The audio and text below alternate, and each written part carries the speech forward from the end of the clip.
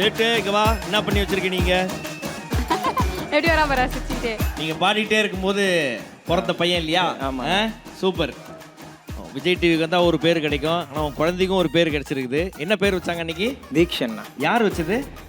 மனோஜ் சாரும் ஷான் அண்ணன். மனோசரும் Shawn bro சேர்ந்து தீக்ஷன். ஆமாம் தீக்ஷன். தீக்ஷன் அப்படின்ற பேர் வச்சாங்க. பிரதர் எப்படி இருக்கிறாரு இப்ப? நல்லா இருக்காண்ணா. ஆ? நல்லா இருக்கான். ஓ ஓகே. அதுக்கப்புறம் வந்து பார்த்தோன்னா ஷான் ரோல்டன் சொன்னதை செய்து விட்டாரா? ஆமாம் கண்டிப்பாக சொல்லி வெளியே எலிமினேஷன் ஆன ஒரு 1 மந்த்து கூட இருக்காது, 2 வாரம் இருக்கும். உடனே அவரோட மேனேஜர் கால் பண்ணி ஸ்டூடியோ வாடா அப்படின்ற மாதிரி இருந்தது. நைட்டே கால் பண்ணி காலில் வந்துடு அப்படின்னாங்க.